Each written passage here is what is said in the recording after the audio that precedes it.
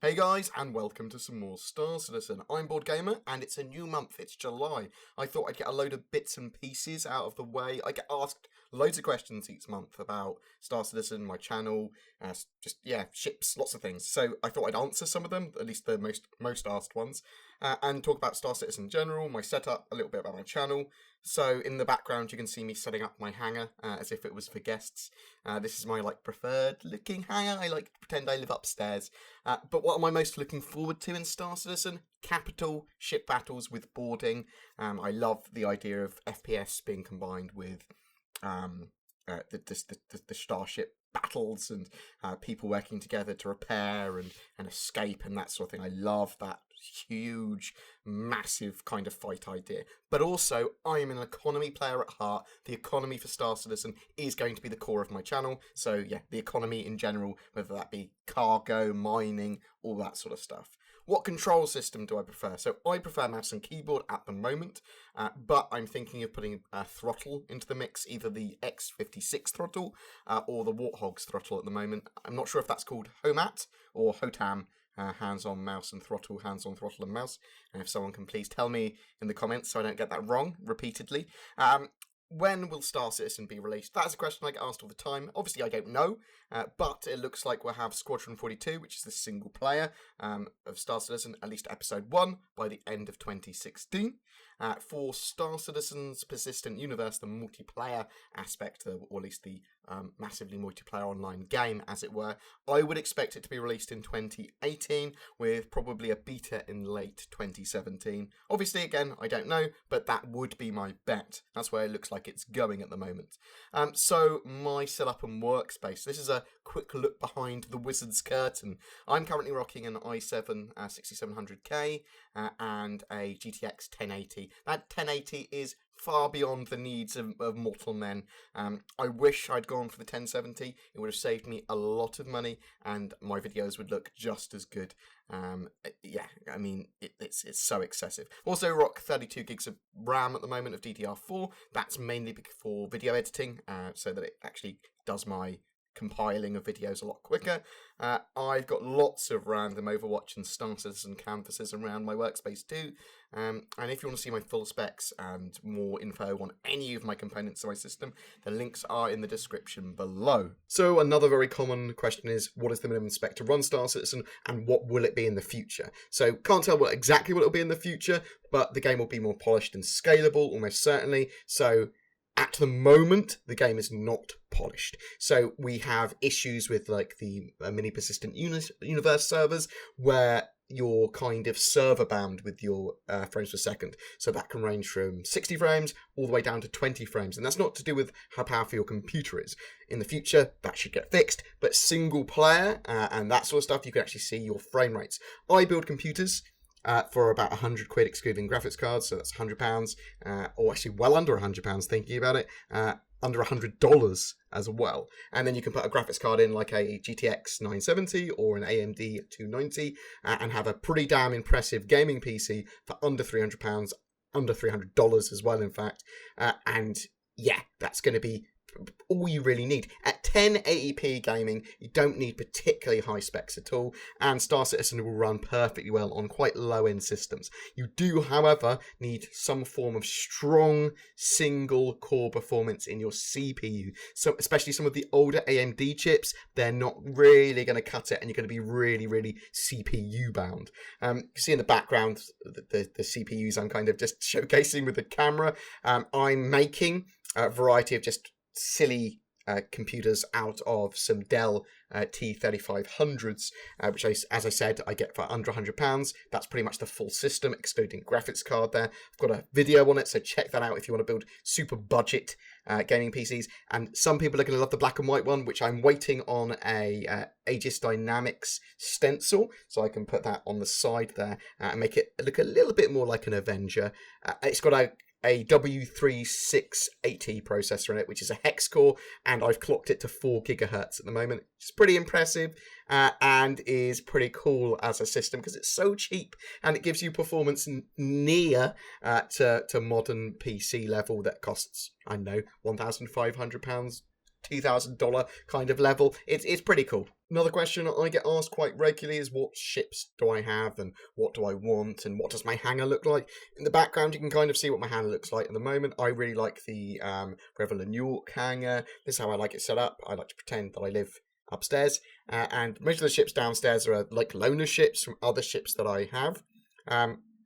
So I think it's probably better to ask what do I plan to have ships-wise before the game comes out, because I keep on changing them quite regularly. So some yellow jacket dragonflies, I really like them, a prospector, a buccaneer, saber, caterpillar, an Orion, a reclaimer, bounty merchantman, and an endeavour. I'm very, very into the economy level of the game, and I want to get lots of videos using those economy ships, how to do stuff, why that's a good thing, that sort of stuff.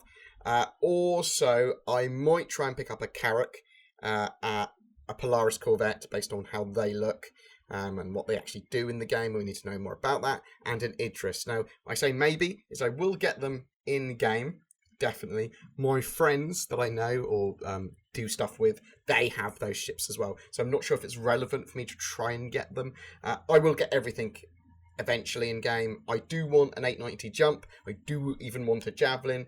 And I want all the collectible alien ships. I want everything. One day I even want like a Retribution and a Kingship too. If they're possibly able to get. Every month at the moment I put around $50 aside for YouTube ship fundings. So that I don't have to think about it, so I can just literally splash out on a ship sale if I want something, and it will save it there until there is a ship that I want, without having to go, oh, I need to spend my money on a ship. Because I do think that you should only purchase ships 4-star citizen if you have the disposable income necessary and you're just wanting to support the game. I don't think that buying these ships is going to give you a massive advantage in the verse, and don't do that. Don't buy digital ships if you think it's going to give you an advantage. Buy it to support the game, because that's what you should do it for. Also, my favourite ship at the moment, I think, is actually the Caterpillar, followed by the Orion, and then maybe the 890 jump. I love the Orion. It's been my baby for ages, but the just teasers for the Caterpillar at the moment, I'm falling in love with Drake ships. Not a hashtag, not a pirate, but yeah, I love that Caterpillar. When the Orion's getting close to completion, maybe my opinion will change again. But let's wait. And also, the 890 jump just looks beautiful. I would never be able to justify purchasing one unless it's in game, just because they're so expensive and they don't suit a practical purpose for me. They're not a ship that I'd be able to like mine with. They're for cruising. No. That's inefficient. Another very common question is, what do I plan to do in game once the game's released? Genuinely, a bit of everything. I plan to run mainly economy-based ships, mining with the Orion, trade and cargo with the Banu, science with the Endeavour, and lots of multi-crew capital ship stuff as well. I love boarding, I love FPS, and I want to have my channel to have a bit of everything, but to mainly focus on big multi-crew stuff, big battles, and economy stuff of the game. I want to be able to do how-to videos on how the economy works, how mining works, how to make the most from cargo runs, how to do science, that sort of stuff. I love the idea of that. Hopefully there'll be complex enough mechanics that I can do quite in-depth videos, but we'll have to wait and see. A few shout-outs to events that are happening really soon and what we're going to be doing for them. BrisbonCon. I'm helping run the event on the 23rd of July up in Manchester, UK. It's called BrisbonCon. Big Star Citizen meetup. It should hopefully be awesome. Check the link in the description for tickets for that and some more information as well. But there's going to be a dev panel there with designers from Foundry 42. They're mainly level designers. I think there's a tech design there as well.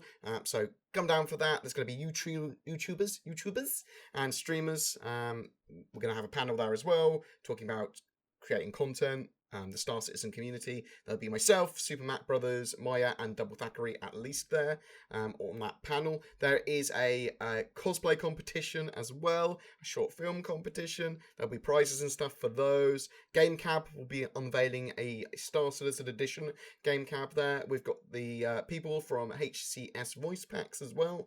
There'll be other hardware and peripheral providers hopefully as well. Lots of devs coming, including Brian Chambers. Oh my god, I'm super fanboy to him. But there will be much fan socialising and a bar. So even if you're just coming to drink with other Star Citizens and have a chat, then there is that. There are still tickets left up for grabs, so please check that out at BrittertonCon.uk. Gamescom is on the 18th to the 21st of August, and Star Citizen Peoples are going to be there with a booth, I believe sponsored by Intel. It's going to be set up like the Bridge of an Idris, apparently, and I'm going to be covering the event as best I can from home, but I will be in contact with any streamers and YouTubers to grab the dirt and condensing everything down that I can find into some sort of exciting Star Citizen news-based jam. So, yeah, hopefully I'll be able to do kind of better coverage directly from my chair, to be honest, because I'll be able to edit stuff a lot quicker and be able to find out a lot more of the overview of what's happening. There's going to be ships, or a ship announced there, and meetups and socials every night too. So if you're there, check them out, go down to them, and tell me in the comments what happened. I-58. So I'm going to be at Insomnia 58 on the 25th to the 29th of August. That's much closer for me in the UK. It's the kind of a weekend where we just play LAN games, get drunk, and network. But I'll be covering the event to a certain degree and trying to set up some fan meetings and that type of stuff for Star Citizen, but also doing a computer challenge where I just turn up with a graphics card. And I'm going to pre-buy about £20 worth of equipment, like a mouse, a keyboard. I'm going to do super budget LAN. Can you turn up to LAN with pretty much nothing and then leave with more money than you started with, is the idea. But build a computer there and hopefully be able to flog it off. Or do something like that. We'll have to wait and see. More about me. A question I got asked about quite a lot is, how are you? What do you do? You say you suffer from depression, that sort of stuff. So I'm actually quite erratic. I suffer from bipolar disorder or something like that, but I'm pretty good at managing it now. Mental health shouldn't be something that's a taboo. We should be able to talk about it freely, and it's much easier because I have the support of my friends, my family, and my doctor, and a load of my viewers. So thank you so much for that. I do appreciate the fact that I can talk honestly and openly about that sort of stuff, and hopefully I can help some people. You're not alone, and it's not a bad thing. People suffer. You can talk about it. It's all good. Managing yourself is an important part of that. I'm dyslexic as well, which means I learn differently, but I'm quite good at absorbing and regurgitating data in a short period of time. I think that's because I'm a dyslexia, now that I'm able to just go and learn by myself. And it seems to be generally good for stuff about spaceships too. But yeah, I hope that answers some of your burning questions. Like, that's the ones I got asked mainly most of the time. Please drop more questions in the comments below. Remember that we've got a Dragonfly giveaway during the month of July. I mean, maybe we'll have one in January as well. Who knows? I've forgotten what month it is. They all start with J. I don't know what's going on anymore. There's building works outside my house. But comment on any of our Star Citizen content for the month of July to be in for a chance of winning that Dragonfly. Also, in the comments below, tell me if you want me to look at anything in particular, if you want me to do more gameplay videos, what type of gameplay, if you want me to look at more hardware, peripherals. I will do pretty much everything on my channel that has even slight connotations towards Star Citizen.